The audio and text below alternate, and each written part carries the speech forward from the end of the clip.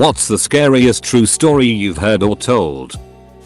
There have been several confirmed cases in a few different countries of people living in other people's houses unbeknownst to them. I believe one case went on for a couple of years. The intruder would wait until the homeowner would go to work and then sneak out and steal small amounts of food as not to be noticed. Well, eventually the homeowner did notice and couldn't figure out where his food was going. So he set up a hidden camera to record it. I can only imagine how scary it would have been to come home from work one night and sit down to watch the video, skipping through hours of stillness, to suddenly come across a person crawling out of your attic, and then the slow realization that that person is still in your house at that moment, and then the retroactive fear of thinking back to all the times you laid awake at night and heard a noise, which you just dismissed as coming from the pipes or the old wooden beams. But actually it was a ducking person just above you. It gives me the heebie-jeebies every time I think about it.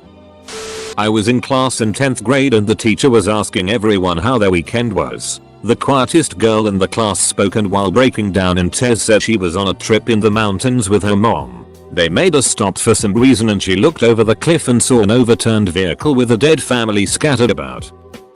Lived W3 other girls sophomore year of college. All three took off early for spring break, leaving me alone in the house. First night alone, I heard someone bang on my front door at 2 AM. Then I hear more knocks at the back door. A man yells "Boulder police, open the door." When I didn't, I heard body slams against both doors. Soon I hear "Little girl, open the door. We know you're alone." At this point I'm so scared I keep accidentally dialing 611 instead of 911. When I eventually do get the police, cars roll up. Thankfully, just minutes later, officers have 4 boys from our school hockey team face down on the grass. I had to file restraining orders against them, and the kicker, one lived across the street from me and we'd never spoken a single word before then. The Raina Mariquin story. A young lady had an affair with her boss in the 1960s. Got pregnant. After threatening to tell her boss wife, she was killed by her boss, who then put her body in an industrial barrel. He hid the barrel in his house for years and none of the various owners opened it due to the weight. Finally one guy decided to dispose of it in the 90s, and when he opened it he saw it contained something. An investigation traced the barrel and girl back to the man, who then killed himself before police could come arrest him after confirming he was the father of the unborn baby via DNA. The lady's mother was in her late 80s when she was told her missing daughter was finally found. She claims that she had been having dreams about her daughter being inside a metal container for years after she had gone missing. One day as a kid I was exploring the forests near our house with my cousin. The forest was on a hill, but there were several craters there because of bombs that were dropped there during the World Wars. Germany. One day we saw a backpack at the bottom of one. We tried to climb down, but it was kinda steep and slippery, so we didn't want to risk falling. We planned on returning later with a rope and went home. The next day news story was that there was a backpack found with the remains of a girl in that forest. A guy walking his dog found it after the dog wouldn't stop barking and going crazy at the edge of the crater. While staring at the backpack, we stopped exploring the forests after. Edit. English is hard sometimes. I met a guy who had been traveling Australia with a couple friends, hitchhiking around as many of us had done. One of his friends told him they were near his distant uncle's house, whom he'd never met before. He got a phone number from a family member, and as they had hoped, the uncle offered them a place to stay. He picked them up in town and drove them out to his rural property way out in the bush. They said he seemed like a pretty normal guy, friendly and cheery. When it was time to set up a place to sleep, the uncle took them to a closet that was totally full of sleeping bags and bedrolls. They didn't think much of it at the time and all grabbed a kit and set up on the living room floor. They stayed a couple days and nothing out of the ordinary happened. And afterwards the uncle drove them to the bus station and they continued on their way. About a year later that man was arrested and charged with several counts of murder. He was the man who was picking up young hitchhiking backpackers and slaughtering them. The guy who told me this story was 100% certain he had slept in the sleeping bag of one of his victims. When I worked in healthcare I had a patient who got a sinus infection. He stopped taking his antibiotics after a few days because he felt better. His sinus infection came back with a vengeance. When he got to the emergency department he was presenting with stroke symptoms. The infection had spread to his cranial cavity. There was so much pus that it was twisting his brain. No one thought he would survive the surgery. The family was advised to expect the worst. Amazingly, he actually survived. He ended up needing 3 more surgeries to wash out and spent almost 2 months in the hospital. Take your full dose of antibiotics, people. When I was young, I saw a documentary about a guy who got flesh-eating bacteria in his nasal cavity. It ate his face and he's still alive. Eventually they removed the bacteria by removing the eaten parts of his face. He got a prosthetic face, which back in those days was basically a plastic Halloween mask that tried to look human. At the end of the documentary, he took the mask off. His face from his forehead down to his mouth was just a hole. Edit. It was a fungus, not bacteria. Apparently. My mother never taught me to swim because when she was a teenager she saw a friend get sucked into a whirlpool at the bottom of a drainage lake that is the deepest body of water within a few hundred miles of us. They didn't find his body for days.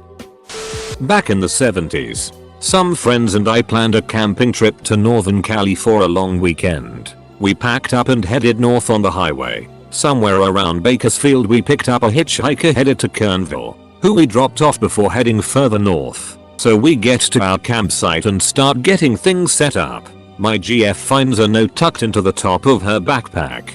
It read, "I could have killed all of you. None of us slept that night." I had an associate that was a fireman. He had to go find the head of his brother-in-law after a car accident. Then he had to console his sister when she heard. Tough bloke. Can you imagine that being your day? I am not sure I remember all the details correctly, but anyway, a guy was cleaning a giant cooking tank at a tuna factory. It was so big that he had to climb all the way in. Someone else didn't check and protocol was broken along the way somewhere. Second guy locked the barrel and turned it on, cooking the guy inside alive.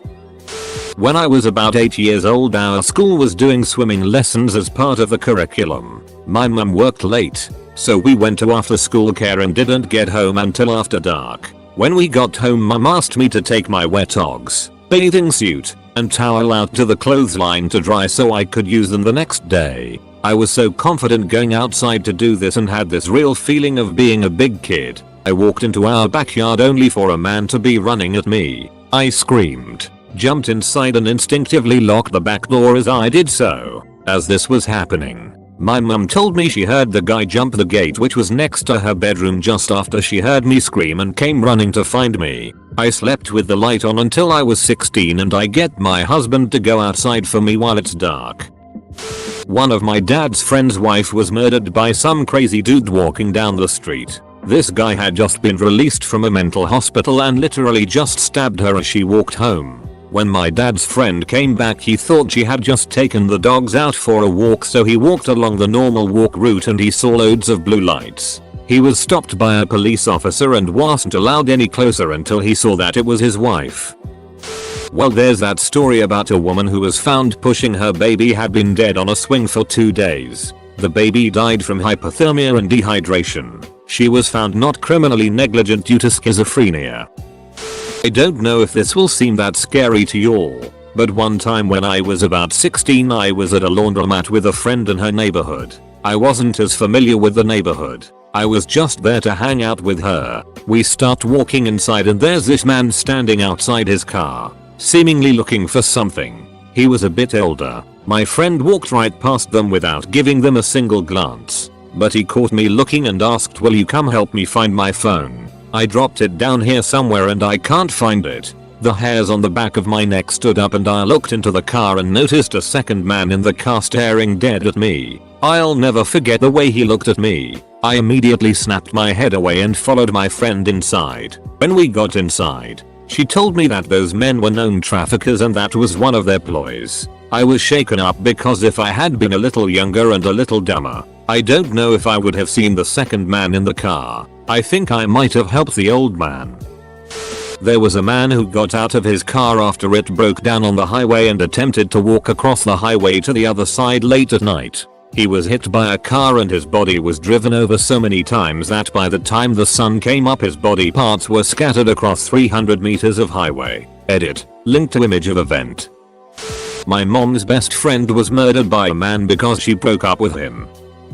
This happened to a girl I know. She came back home with her Tinder date. They were both drunk and high, a little. She went in to change, and when she came back to her bedroom, her date bent down to remove his shoes. As he got back up, he violently dragged her, against her will. She struggled and he covered her mouth. Took her all the way outside of her place, out of her apartment complex, with a strong hold. Then finally he let her go and she asked him what the duck was wrong with him. He told her that a man was hiding under her bed. I'm a crime writer and once interviewed a woman who told me an unrelated horror story about something that happened to her as a girl. When she was like 10, she had trouble sleeping and imagined the boogeyman was living in her closet, staring at her during the night. Every night she would come down and tell her parents, and every night her father would tell her the boogeyman didn't exist and she should go back to bed. Well, this happened for several nights and the father got tired of it. So that night he walked her back to her bedroom, turned on the light, and said, "I'll show you there's no boogeyman," and went to open the closet door. But something on the other side held it shut. He sent his daughter out of the room and forced the door open to find that a man was inside. He'd been sneaking into their house every night to stand in the girl's closet and watch her, and maybe more. He beat the ever-loving it out of the man and the man went to prison. When I interviewed this woman, I looked him up online. He'd recently gotten out on parole and had skipped out on his weekly checks. There was a warrant out for his arrest and nobody knew where he was anymore. Edit. People are asking for the source. I googled his name for the first time in years, and, well, the good news is he's in prison again. My friends and I were drinking one night and going around asking, hey, whatever happened to, in this case, a guy a few of us used to have an aid period with in high school. Nice kid. Googled him. I've found a few sad results playing this game in the past, and there were a couple appellate court decisions visible in first few results. Turns out he went to Afghanistan. Got extremely ducked up in combat. Court notes said he saw things there that completely undid him, basically, and came home with PTSD and delusional schizophrenia. Once home, he apparently has been on a mission to kill his mother to save her from demons and send her to heaven.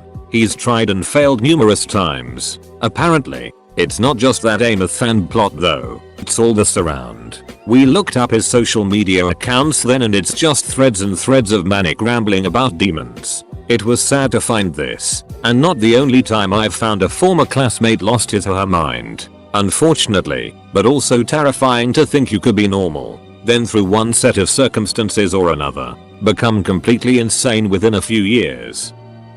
I was robbed at gunpoint in front of my house. He had the gun pressed into the back of my head. He took my money and jewelry and took off. He was arrested an hour later. I was in the drunk tank with a guy who beat another man to death. The guy didn't die immediately, was in intensive care for 3 days and died in the hospital. The man who killed him told me specific details about it, and on the third day, when the guy in IC died, the COs came in the cell and put him in isolation across the hall. They left him in general pop until the guy actually died, and once he was officially charged with capital murder then they took him out of our cell. I was 17 at the time. Never forget being scared to fall asleep right next to this dude. A kid from a couple towns away from me lived on a farm with his girlfriend. They were in the kitchen one night. She was cooking and him and his friend were cleaning their guns at the table. His went off and shot her, killing her immediately. He then loaded up, ran outside and shot himself in the head. My dad knew a war vet who served in the Middle East, and one day he is at a bar and a drunk dude accused him of flirting with his wife and proceeded to start throwing punches. The vet returns the hits and then pulls a knife and slashes the man and gets behind him and nearly completely decapitates him right there in front of everybody. He picks up his stuff and leaves go home, and when the police arrive some time later they find him with a bucket of KFC eating at his kitchen table. He got off with self-defense. This week in Cologne, from the wall next to Autobahn, a concrete plate fell down into ongoing traffic and hit one car, killing the driver. After the inspection, they found another 6 plates that weren't properly constructed, just like the one that fell down. Most of what happened to those who died at Chernobyl qualify, but that's a familiar one. A more obscure source of horror is that the drugs that stop you from moving during surgery and the ones that stop you from feeling pain are often separate chemicals. There have been cases where the sedatives wore off during surgery, but the chemicals paralyzing the body were still active, so they were fully conscious while being operated on, but unable to move or show that they were in pain. Sweet dreams. After reading these, I'm never doing anything with anyone ever again. I had brain surgery roughly 3 years ago. I lost my concept of time. What felt like 4 months was only 3 days. The amount of physical, mental, and emotional pain I went through was crazy. I had to find all of my memories and relearn how to walk, talk, everything. If you want to go through something terrifying, that is it. I wouldn't say it's the scariest one I know, but it was pretty close to home. I got a call from my dad asking if I was okay about half an hour after it happened. Recently a guy at my university was doing construction on a new building. Basically there were 3 dudes standing on a big glass roof thing that was supposed to be stable. Long story short, it wasn't. They fell right through the thing. 2 guys got out okay, but it was a 20-something temp worker who ended up getting killed because of it. I mean, that's combining falling to your death with getting lacerated to death. Awful way to go. Walking my dog and crossing the street with a green light and a guy blows through the red light and almost hits me in the dog. I yell asshole and he slams on his brakes and turns around and pulls into parking lot ahead of me. I get closer and see the car has Illinois plates. I live in PA. He says careful who call asshole, I've killed people. I just keep walking and he drives away. The next day I hear spree killer Andrew Cunanan used a stolen credit card at a gas station in my town. 100% was him. I called her asshole. When I was much younger we lived across the street from a big family. He had a wife and 5 sons. And one night he brought his whole family into the living room and lined them up and pulled a shotgun out from under the couch and shot himself in the head. The kids were messed up again for the rest of their lives. I think the whole 9/11 incident, being above the impacted floors, and seeing those people at the broken windows, looking out, all strangely calm, I'd be waving a white cloth and freaking out. To me, that was absolutely scary as it unfolded live on TV. IRL account. I used to love swimming. I'd go snorkeling, scuba diving, even jumped off a few cliffs into the water. When I was about 18 I read the Necronomicon, the collection of Lovecraft short stories. Not the real thing. Had a good scare. Giggled at how silly I was to be unnerved and went about my life. Next year went to Crete on holiday. First day I jumped right into the ocean with my dad and went out deep. Lo and behold, I feel something tickling my legs. I dive under to see since it's too deep for seaweed to reach this high and I wanted to see fish. Tentacles everywhere. I was so shocked I lost my air and panicked hard. I started breathing in water as glowing eyes, sharp beaks and suckered tentacles flashed about me. Thankfully, Dad got me to the shore and didn't understand what was going on. He'd seen nothing but suddenly had a really grim look on his face. Went to the doctors. Turns out I'm the victim of a family curse.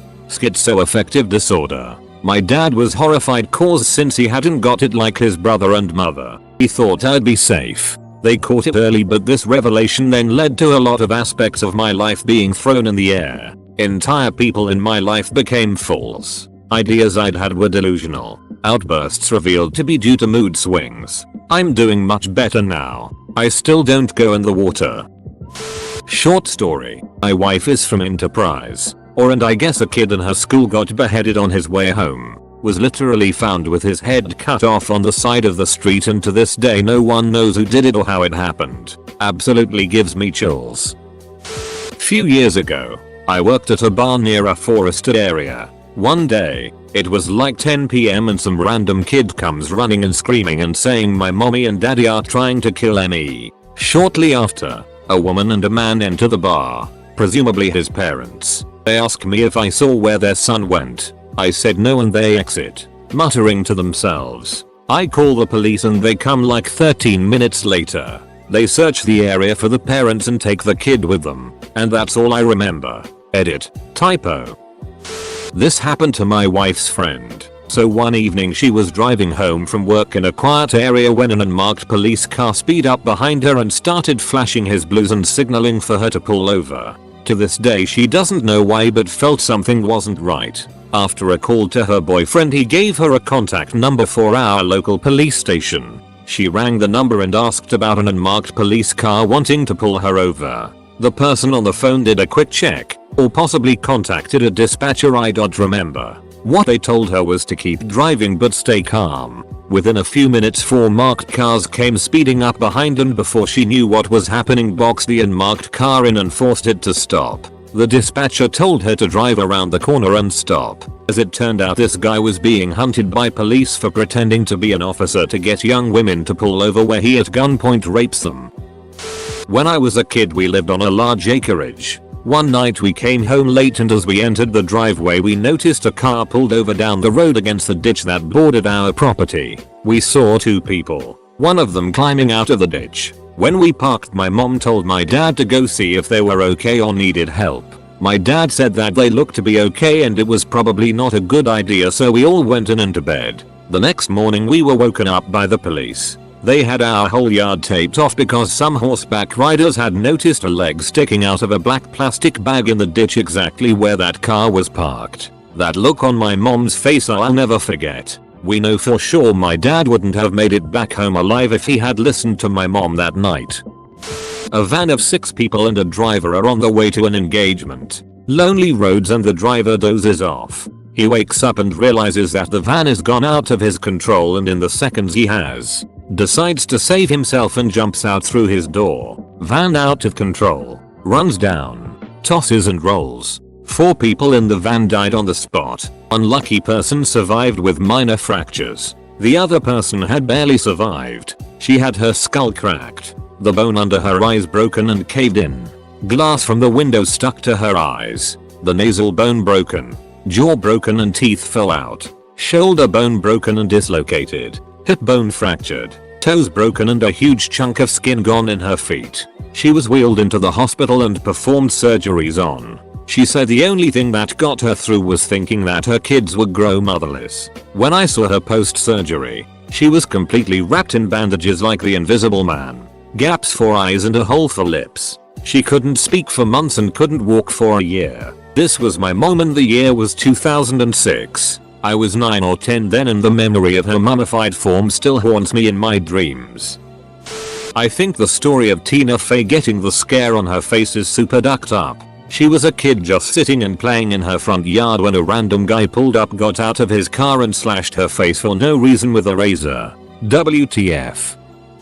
Me and about 5-6 friends were driving 2 cars in tandem along Interstate 84, about 8 miles east of the Dalles, Oregon. Acute we were on our way to a AC/DC concert in Portland. Most of the interstate is along the Columbia River, which separates Oregon from Washington state. There's a section of 2-lane westbound HWY that jets out into the river, essentially making a small lake between east and west parts of the road. There's guardrail on each side of the pavement, river on one side, little lake on the other. Acute I was in the left lane doing about 65 miles per hour. It's pretty dark by the point in the drive and all of a sudden, there's a Texas chainsaw looking dude in a long trench coat, face bright red, blood, standing in the middle of my lane. It raised his arms and was coming towards the car. I was able to swerve just enough to avoid him. Then of course, I was worried for our friends in the car about 8 car lengths behind us.